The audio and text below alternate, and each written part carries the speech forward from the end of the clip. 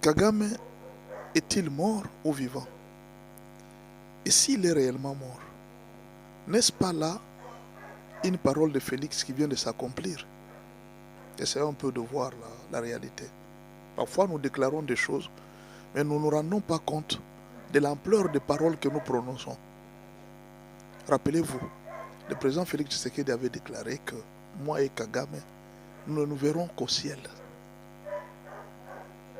C'est-à-dire quoi? Soit lui doit mourir, soit moi je dois mourir. Mais nous rencontrer comme ça, on ne va pas se rencontrer. Cette parole-là n'avait-elle pas une puissance? Cette parole-là n'était-elle pas prophétique sans que le président ne se rende compte? Et Kagame ne savait-il pas que si je me rencontre avec Félix Tshisekedi, je peux mourir? Parce qu'on l'a vu à Luanda, il n'est pas venu. Et ils se sont rencontrés à Doha. Et voilà, Kagame vient de tomber malade. Et là, il y a une troisième rencontre qui va se passer. Ça sera aux États-Unis. Il est possible que Kagame ne sera pas là à la signature. S'il est mort, s'il est réellement mort, c'est que les paroles que Félix Tshisekedi avait déclarées étaient une prophétie. C'était une prophétie que moi et lui, nous allons nous rencontrer au ciel. C'est-à-dire qu'ils ne se rencontreront jamais sur cette terre. Qu'ils ne s'entendront plus jamais. C'est-à-dire s'il faut que nous deux, nous nous rencontrons pour signer un accord de paix, ça sera au ciel, pas sur la terre. Et si cette parole-là, si aujourd'hui Kagame mourrait, c'est que cette parole va devenir comme une prophétie. On ne sait pas. Hein? Parfois nous déclarons des choses et nous ne nous rendons pas compte. C'est juste une façon de voir les choses. Je ne sais pas comment est-ce que vous trouvez ça. Si réellement Kagame est mort, c'est que Félix Tshisekedi avait raison. De dire que moi et lui, c'est jusqu'au ciel que nous allons nous rencontrer. Peut-être qu'il avait prophétisé sa mort indirectement. Une façon de dire que le jour où moi je vais me rencontrer avec lui, ça sera sa mort. Ça sera son départ. Bon, je ne sais pas, c'est une façon de voir les choses. Comment est-ce que vous trouvez? Comment est-ce que vous trouvez cette parole? Est-ce que réellement Félix Tshisekedi et Kagame vont se rencontrer? Kagame sera toujours en vie lorsqu'ils vont se rencontrer avec Félix. S'il est réellement mort, c'est que Félix avait raison. De toute façon, nous attendons voir. Une dernière question. Pourquoi quand les États-Unis disent qu'il y aura accord, les Rwandais ont tendance de dire que non, il n'y aura pas de signature d'accord par à travers Olivier? Le problème est simple. Il y a des choses que les Rwandais ont dit aux Rwandais qu'ils ne disent pas sur le plan international. Au fait, les autorités rwandaises sont en train de se battre avec deux vérités. Quand ils arrivent aux États-Unis, ils disent autre chose. Mais quand ils rentrent au pays, ils disent autre chose. Maintenant, quand les Rwandais entendent des choses sur le plan international, ils sont obligés de démentir parce que ce n'est pas ça qu'ils ont dit à la population. C'est ça le grand problème avec plusieurs autorités rwandaises. Ils ne peuvent pas dire la vérité parce qu'ils ont menti beaucoup à la population. Ce qu'ils ont dit à la population, ce n'est pas réellement ce qui se paie sur le plan international. Ils sont là, ils sont même capables de signer la paix et revenir chez eux dire à la population que nous ne signerons jamais la paix avec la RDC. Mais ils ont déjà signé la paix. Ils peuvent même être là en train de retirer les soldats. Mais ils disent à la population que non, nos soldats ne se retireront jamais jusqu'à ce que nous puissions trouver la sécurité. Donc ils peuvent le faire en silence, en secret, sans que personne ne puisse le savoir. Pourquoi? Parce qu'ils ont bâti un gouvernement basé sur le mensonge. Tout a été faux au Rwanda. Il n'y a rien qui a été vrai. Et le peuple rwandais a cru.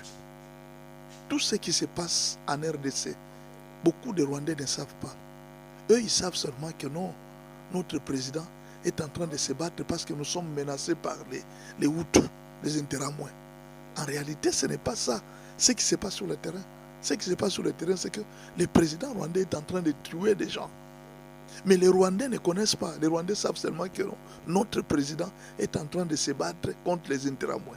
Donc quand on parle de 15 millions de morts, les Rwandais eux, savent que ce sont les Interamouins, ce ne sont pas des Congolais. Les Congolais sont en train de mentir. Vous voyez le problème? C'est que la vérité qui sort, les mots qui sortent, le mot qui sort de la bouche des autorités rwandaises n'est pas le même mot qu'ils disent à la population. Voilà pourquoi il y a des complications. Quand vous allez voir Olivier à tout moment est obligé de revenir chaque jour de mentir, c'est parce qu'ils n'ont pas dit à la population la vérité. Nous, de notre côté, on ne demande pas. Parce que tout ce qui se passe, nous sommes informés à la minute près. L'information nous arrive. Mais chez eux, ce n'est pas la même chose. Ils ne sont pas informés. Toutes les négociations qui se passent, beaucoup de Rwandais ne savent même pas ce qui se passe réellement à Goma. Ils ne savent pas. Quand on leur dit qu'il y a des morts, ils ne croient pas. Quand on dit qu'il y a des Rwandais, que les M23, les Banyamulenge, que les M23 sont en train de tuer en RDC, ils ne croient pas. Vous voyez? Voilà la difficulté que nous avons. Mais nous ne savons pas si Paul Kagame est mort réellement. C'est que la prophétie s'est déjà accomplie. Alors il y a une dernière question que les gens se sont posées. Et si Paul Kagame n'était pas présent? Si Paul Kagame n'était pas présent à la signature, tout ça, parce que d'après la constitution rwandaise, c'est lui qui doit signer les accords de paix, tout ça. C'est les guides, le président qui doit signer ça. Bon. Il y a quelque chose aussi qui est prévu dans la constitution. C'est ce qu'on appelle l'intérim du président. Au cas où le président est absent, il est mort ou il est empêché, qui peut le représenter? La même constitution dit c'est le président du Sénat. Si le président est mort, c'est le président du Sénat qui peut le représenter. La même constitution. Donc, si dans un pays, il peut y avoir l'intérim, c'est que ce pays-là, le président peut être représenté à tous les niveaux par son intérimaire.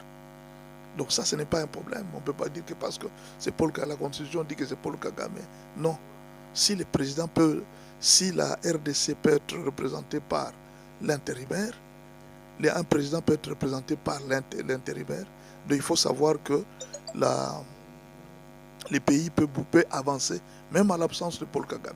Ça, c'est une vérité que nous devons connaître et tout le monde doit savoir ça. Donc la présence au nom de Paul Kagame n'empêche pas que le Rwanda puisse fonctionner. Par exemple, à l'heure actuelle, il y a des documents qui sont signés. Il y a des choses qui sont en train de se faire au Rwanda. Il y a des manifestations parce qu'il y a un représentant, un intérimaire. Et c'est cet intérimaire qui doit jouer le rôle partout. C'est ce que dit la constitution de tous les pays. Quand le président est empêché, il y a quelqu'un qui doit le représenter. C'est comme ça que partout dans le monde ça se passe. Donc il ne faut pas dire que non, voilà, Paul Kagame est empêché. Non, on ne sait pas.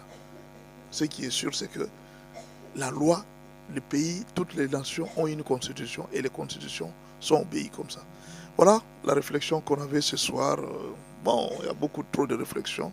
Nous attendons le 27. Peut-être qu'il y aura des signatures par rapport à ça. Merci beaucoup et à la prochaine. Kagame est-il mort ou vivant? Et s'il est réellement mort, n'est-ce pas là une parole de Félix qui vient de s'accomplir? Essayons un peu de voir la réalité. Parfois nous déclarons des choses, mais nous ne nous rendons pas compte de l'ampleur des paroles que nous prononçons. Rappelez-vous, le président Félix Tshisekedi avait déclaré que moi et Kagame, nous ne nous verrons qu'au ciel. C'est-à-dire quoi? Soit lui doit mourir, soit moi je dois mourir. Mais nous rencontrer comme ça, on ne va pas se rencontrer. Cette parole-là n'avait-elle pas une puissance? Cette parole-là n'était-elle pas prophétique sans que le président ne se rende compte? Et Kagame, ne savait-il pas que si je me rencontre avec Félix Tshisekedi, je peux mourir? Parce qu'on l'a vu à Luanda, il n'est pas venu. Et ils se sont rencontrés à Doha. Et voilà, Kagame vient de tomber malade. Et là, il y a une troisième rencontre qui va se passer. Ça sera aux États-Unis.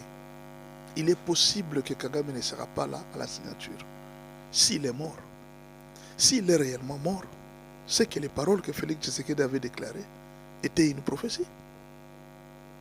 C'était une prophétie que moi et lui, nous allons nous rencontrer au ciel. C'est-à-dire qu'ils ne se rencontreront jamais sur cette terre. Qui ne s'entendront plus jamais. C'est-à-dire s'il faut que nous deux, nous nous rencontrons pour signer un accord de paix, ça sera au ciel, pas sur la terre. Et si cette parole-là, si aujourd'hui Kagame mourait, c'est que cette parole va devenir comme une prophétie. On ne sait pas. Hein? Parfois, nous déclarons des choses et nous ne nous rendons pas compte. C'est juste une façon de voir les choses. Je ne sais pas comment est-ce que vous trouvez ça.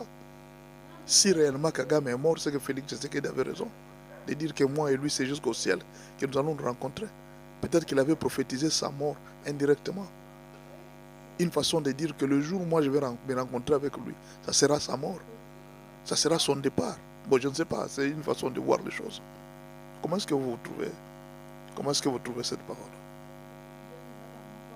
Est-ce que réellement Félix Tshisekedi et Kagame vont se rencontrer? Kagame sera toujours en vie lorsqu'ils vont se rencontrer avec Félix. S'il est réellement mort, c'est que Félix avait raison. De toute façon, nous attendons voir. Une dernière question. Pourquoi quand les États-Unis disent qu'il y aura accord, les Rwandais ont tendance de dire que non, il n'y aura pas de signature d'accord à travers Olivier? Le problème est simple. Il y a des choses que les Rwandais ont dit aux Rwandais qu'ils ne disent pas sur le plan international. Au fait, les autorités rwandaises sont en train de se battre avec deux vérités. Quand ils arrivent aux États-Unis, ils disent autre chose. Mais quand ils rentrent au pays, ils disent autre chose. Maintenant, quand les Rwandais entendent des choses sur le plan international, ils sont obligés de démentir parce que ce n'est pas ça qu'ils ont dit à la population. C'est ça le grand problème avec plusieurs autorités rwandaises. Ils ne peuvent pas dire la vérité parce qu'ils ont menti beaucoup à la population. Ce qu'ils ont dit à la population, ce n'est pas réellement ce qui se paie sur le plan international. Ils sont là, ils sont même capables de signer la paix et revenir chez eux dire à la population que nous ne signerons jamais la paix avec la RDC. Mais ils ont déjà signé la paix. Ils peuvent même être là en train de retirer les soldats. Mais ils disent à la population que non, nos soldats ne se retireront jamais jusqu'à ce que nous puissions trouver la sécurité. Donc ils peuvent le faire en silence, en secret, sans que personne ne puisse le savoir. Pourquoi? Parce qu'ils ont bâti un gouvernement basé sur le mensonge. Tout a été faux au Rwanda. Il n'y a rien qui a été vrai. Et le peuple rwandais a cru. Tout ce qui se passe en RDC, beaucoup de Rwandais ne savent pas. Eux, ils savent seulement que non, notre président est en train de se battre parce que nous sommes menacés par les Hutus, les Interamouins. En réalité, ce n'est pas ça. Ce qui se passe sur le terrain. Ce qui se passe sur le terrain, c'est que le président rwandais est en train de tuer des gens. Mais les Rwandais ne connaissent pas. Les Rwandais savent seulement que non, notre président est en train de se battre contre les Interamouins. Donc quand on parle de 15 millions de morts, les Rwandais eux, savent que ce sont les Interamouins, ce ne sont pas des Congolais. Les Congolais sont en train de mentir. Vous voyez le problème? C'est que la vérité qui sort, le mot qui sort de la bouche des autorités rwandaises n'est pas le même mot qu'ils disent à la population. Voilà pourquoi il y a des complications. Quand vous allez voir Olivier à tout moment, est obligé de revenir chaque jour de mentir. De mentir, c'est parce qu'ils n'ont pas dit à la population la vérité. Nous, de notre côté, on ne ment pas. Parce que tout ce qui se passe, nous sommes informés à la minute près. L'information nous arrive. Mais chez eux, ce n'est pas la même chose. Ils ne sont pas informés. Toutes les négociations qui se passent, beaucoup de Rwandais ne savent même pas ce qui se passe réellement à Goma. Ils ne savent pas. Quand on leur dit qu'il y a des morts, ils ne croient pas. Quand on dit qu'il y a des Rwandais, que les M23, les Banyamulenge, que les M23 sont en train de tuer en RDC, ils ne croient pas. Vous voyez? Voilà la difficulté que nous avons. Mais nous ne savons pas si Paul Kagame est mort réellement. C'est que la prophétie s'est déjà accomplie.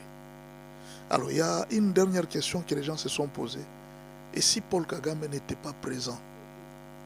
Si Paul Kagame n'était pas présent à la signature, tout ça, parce que d'après la constitution rwandaise, c'est lui qui doit signer les accords de paix, tout ça. C'est les guides, le président qui doit signer ça. Bon. Il y a quelque chose aussi qui est prévu dans la constitution. C'est ce qu'on appelle l'intérim du président. Au cas où le président est absent, il est mort ou il est empêché, qui peut le représenter?